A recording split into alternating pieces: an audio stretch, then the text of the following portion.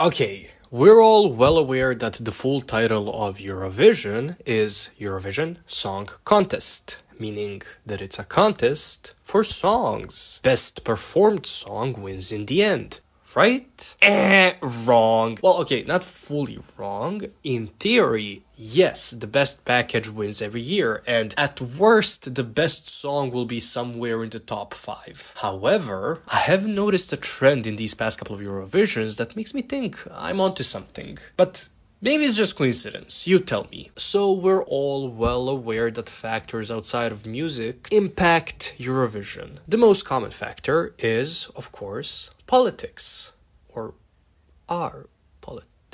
Even though Eurovision prides itself on not being political, or rather, not allowing political songs, yeah, that's not true, and it doesn't exist. Any way you look at it, any sort of a statement, show, action, piece of art, or whatever done by people carries some political message. This political message, of course, varies in intensity. I would even argue that being apolitical is a form of a political stance. This also is not a new thing regarding Eurovision. Things like Spain's win in the 60s, Israel's inclusion in the 70s, or Turkey's withdrawal from the competition are just some examples across the show's history of this happening. This being political meddling and a clear political stance being taken for or against a certain country, person, ideology, or regime. This year's Eurovision is unique in that two countries that have previously participated are deservingly so not participating this year due to both starting a war. Russia and Israel. Wait, what? Israel's participating this year? Even though they've been causing chaos in Palestine for decades now, which has really escalated this year? Interesting. Yeah, so as you can see, Eurovision is a very political, West-leaning show. I've noticed that the COVID-19 pandemic in 2020 helped Eurovision guide it towards this more obviously political show that it is now. Kind of like a soft reboot happened. For every winner since that year, you can easily link major real-life political or cultural events that would explain the wins. And before anyone chooses to be stupid and twist my words, no, I'm not saying that these countries won because of outside factors, but rather that the said factors aided them a lot in their wins. The aforementioned COVID-19 pandemic in Europe hit Italy the hardest. And who wins the competition in 2021, assuring a boost in tourism and foreign interest for the year 2022, thus bringing the country money? Italy! Of course, Måneskin had a fantastic song and a fantastic performance. They brought a certain type of energy we needed after the pandemic and after the previous winner, Arcade.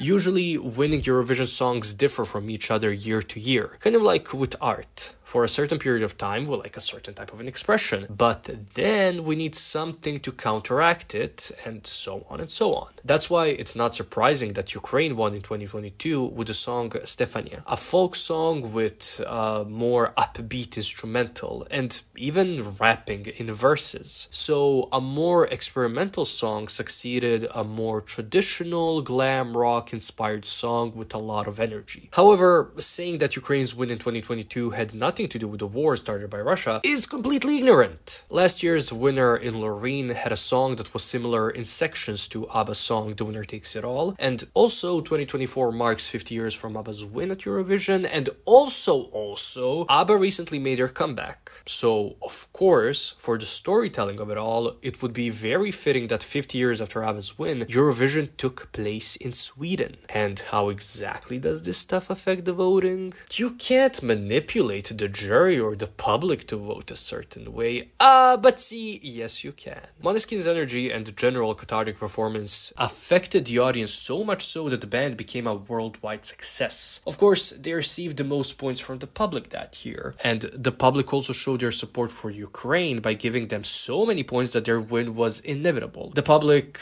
in this case, was easily manipulated into thinking that they're helping the country with them winning at Eurovision. You know, it's like a collective middle finger to Russia. And how well did that work out, guys? Yeah, sadly and not at all shockingly, it didn't work. Last year, the two countries fighting for that win were Finland and Sweden. So what does the jury do? It makes sure that even if Loreen got not that great amount of televoting points, they would cover her enough to aid her towards the victory. You would be surprised how easy it is to sway smaller groups of people that are in the jury every year. Again, there are other factors, like, okay, for example, since we're talking about 2023, Loreen having a great song and being a fantastic performer. Nobody's taking that away from her. We're also not taking away the fact that Kaya completely fucked up his performance, and Israel, that year's third place, was a Chanel knockoff. Now, how could this affect this year's Eurovision? I'm going to predict the winner simply by looking at what's happening outside the competition. I'll give you 3 options just to cover my ass.